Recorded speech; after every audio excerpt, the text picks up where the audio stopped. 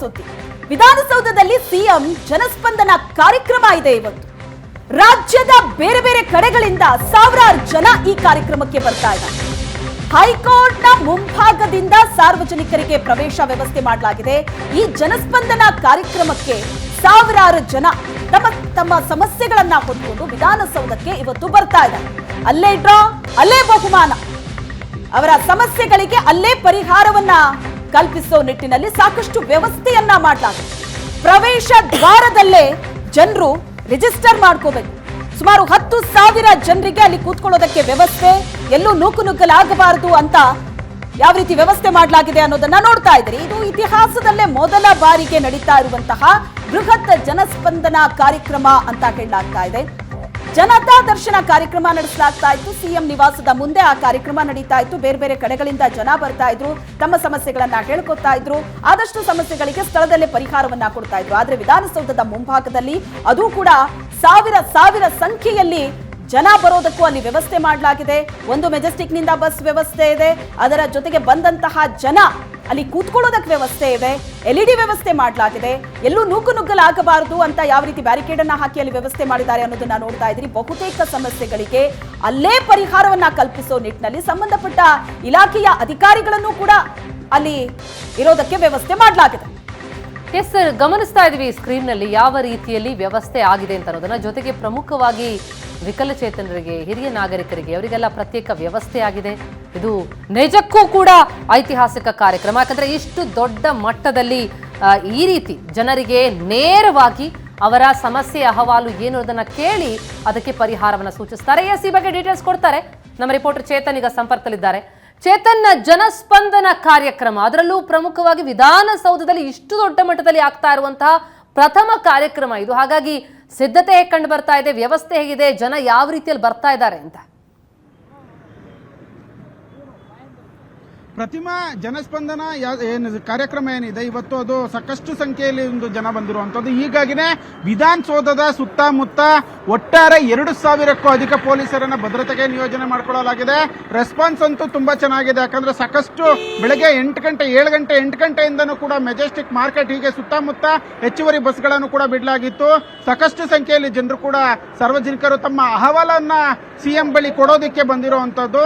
ಇವಾಗ ಏನ್ ಯಾವ ರೀತಿ ಒಂದು ವ್ಯವಸ್ಥೆ ಮಾಡಲಾಗಿದೆ ಅನ್ನೋದನ್ನ ನಮ್ಮ ಕ್ಯಾಮ್ರಾ ಪರ್ಸನ್ ನವೀನ್ ಪೂಜಾರಿ ನಿಮ್ಗೆ ತೋರಿಸ್ತಾ ಹೋಗ್ತಾರೆ. ಇದೀಗ ವಿಧಾನಸೌಧದ ಮುಂಭಾಗ ಅಂದ್ರೆ ಹೈಕೋರ್ಟ್ನ ಎದುರುಗಡೆ ಇರುವಂತಹ ಗೇಟ್ ಏನಿದೆ, ಪಶ್ಚಿಮ ದ್ವಾರ, ಆ ಒಂದು ಪಶ್ಚಿಮ ದ್ವಾರದಲ್ಲಿ ಎಲ್ಲಾ ರೀತಿಯಾದಂತಹ ವ್ಯವಸ್ಥೆಯನ್ನ ಮಾಡಿಕೊಂಡಿರುವಂತದ್ದು. ಹೆಚ್ಚುವರಿಯಾಗಿ ಬಸ್ಗಳನ್ನು ಕೂಡ ಬಿಡಲಾಗಿತ್ತು. ಸುಮಾರು 10,000 ಜನರಕ್ಕೆ ಇಲ್ಲಿ ಆಸನದ ವ್ಯವಸ್ಥೆಯನ್ನ ಇಲ್ಲಿ ಮಾಡಿಕೊಳ್ಳಲಾಗಿರುವಂತದ್ದು. 2 ಪ್ರತ್ಯೇಕ ಲೈನ್ಗಳನ್ನು ಕೂಡ ಮಾಡಲಾಗಿರುವಂತದ್ದು. ಬೆಳಗ್ಗೆಯಿಂದನೂ ಕೂಡ ಮುಂಜಾನೆಯಿಂದನೂ ಸಾಕಷ್ಟು ಸಂಖ್ಯೆಯಲ್ಲಿ ಜನರು ಬಂದಿದ್ದಾರೆ, ಸಾರ್ವಜನಿಕರು ಬರ್ತಾನೆ ಇದ್ದಾರೆ. ಮತ್ತೆ ಇಲ್ಲಿ ಅಂಗವಿಕಲರಿಗೆ ಒಂದು ಪ್ರತ್ಯೇಕವಾದಂತಹ ಲೈನ್ ಅನ್ನು ಕೂಡ ಏನ್ ಬ್ಯಾರಿಕೇಡ್ ಅನ್ನು ಹಾಕಲಾಗಿದೆ. ಈ ಒಂದು ಲೈನ್ ಅಲ್ಲಿ ಕೇವಲ ಅಂಗವಿಕಲರಿಗೆ ಮಾತ್ರ ಬಿಡುವಂತದ್ದು. ಒಟ್ಟಾರೆಯಾಗಿ ಸಾಕಷ್ಟು ಸಂಖ್ಯೆಯಲ್ಲಿ ಒಂದು ಸಾರ್ವಜನಿಕರು ಬರ್ತಾನೆ ಇದ್ದಾರೆ. ಬಂದು ತಮ್ಮ ಏನು ಸಮಸ್ಯೆಗಳೇನಿದೆ ಅದನ್ನ ಸಿಎಂ ಬಳಿ ಹೇಳ್ಕೊಳ್ಳೋದಕ್ಕೆ ಎಲ್ಲಾ ರೀತಿಯಾದಂತಹ ಒಂದು ವ್ಯವಸ್ಥೆಗಳನ್ನ ಮಾಡಿಕೊಂಡು ಮತ್ತೆ ಡಾಕ್ಯುಮೆಂಟೇಶನ್ ಅನ್ನು ಕೂಡ ತೆಗೆದುಕೊಂಡು ಬಂದಿರುವಂತದ್ದು. ದೂರದಿಂದ ದಾವಣಗೆರೆ ಇರ್ಬೋದು, ರಾಯಚೂರು ಇರ್ಬೋದು, ಬೆಳಗಾವಿ ಇರ್ಬೋದು, ಎಲ್ಲ ಉತ್ತರ ಕರ್ನಾಟಕದ ಹಲವು ಜಿಲ್ಲೆಗಳಿಂದನೂ ಕೂಡ ಸಾಕಷ್ಟು ಸಂಖ್ಯೆಯಲ್ಲಿ ಬಂದಿರುವಂತದ್ದು. ಒಬ್ಬರನ್ನ ಮಾತಾಡ್ಸೋದಕ್ಕೂ ಒಂದು ಟ್ರೈ ಮಾಡ್ತೀನಿ. ಅಣ್ಣ, ಎಲ್ಲಿಂದ ಬಂದಿರೋದು? ನಾವು ಚಿತ್ರದುರ್ಗದಿಂದ ಬಂದ್ವಿ, ಚಳ್ಳಕೆರೆ ತಾಲೂಕು ನನ್ನಿವಾಳ. ಓಕೆ, ಏನಾಗಿದೆ, ಏನ್ ಸಮಸ್ಯೆ? ನಮ್ದು ಜಮೀನಿಂದ ಒಂದು ಸ್ವಲ್ಪ ಸಮಸ್ಯೆ ಇತ್ತು. ಅದಕ್ಕಾಗಿ ಹೋದ್ ಸಾರಿ ಮುಖ್ಯಮಂತ್ರಿಗಳಿಗೆ ಅರ್ಜಿ ಕೊಟ್ಟಿದ್ವಿ, ಅದು ಮಂಜೂರಾಗಿ ಬಂದಿಲ್ಲ. ಮತ್ತೆ ಅವ್ರನ್ನ ಕೇಳಕ್ಕಾಗಿ ನಾವು ಇಲ್ಲಿಗೆ ಮತ್ತೆ ಬಂದಿದ್ವಿ. ಅಣ್ಣ, ನೀವೆಲ್ಲಿಂದ ಬಂದಿರೋದು? ನಮ್ದು ಚಿತ್ರದುರ್ಗ. ಎಲ್ಲಿ? ಚಿತ್ರದುರ್ಗ. ಏನ್ ಸಮಸ್ಯೆ? ನಮ್ದು ಜಮೀನಿದೆ. ನಿಮ್ದು? ನಮ್ಮ ಸ್ಕೂಲ್ ಸಮಸ್ಯೆ ಸರ್. ಏನಾಗಿದೆ ಸ್ಕೂಲ್ದು? ಮಕ್ಕಳಿಗೆ ಬಿಸಿ ಊಟದಲ್ಲಿ ಹುಳ ಹಾಕಿ ಬಂದದ್ದು. ಓಕೆ, ಹುಳ ಬಿಸಿ ಊಟದಲ್ಲಿ ನೋಡಿ ಇಲ್ಲಿ ಎಲ್ಲ ಇದೆ. ಅದಕ್ಕೆ ಸಿಎಂ ಸರ್ಗೆ ಏನ್ ಮಾಡ್ಬೇಕಂತೇಳಿ ಮುಂಚೆ ಏನಾದ್ರು ಮನವಿ ಕೊಟ್ಟಿದ್ರ? ಮುಂಚೆ ಮನವಿ ಕೊಟ್ಟಿದ್ದು ನಾವು.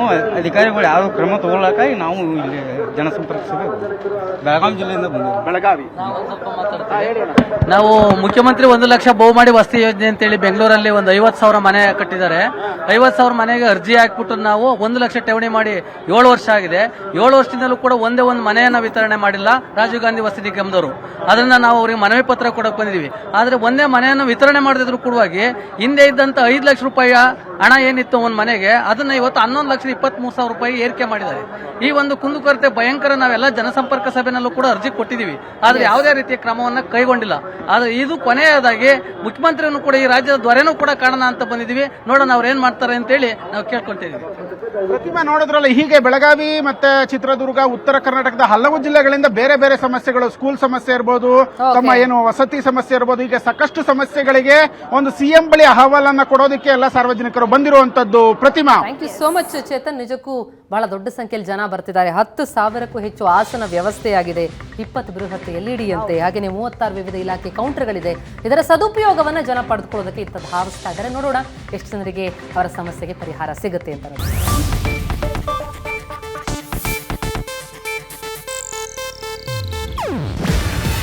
ಇದು ಏಷ್ಯಾನೆಟ್ ನ್ಯೂಸ್ ನೆಟ್ವರ್ಕ್ ಪ್ರಸ್ತುತಿ. ನೀವು ನೋಡ್ತಿದ್ದೀರಾ ಏಷ್ಯಾನೆಟ್ ಸುವರ್ಣ ನ್ಯೂಸ್.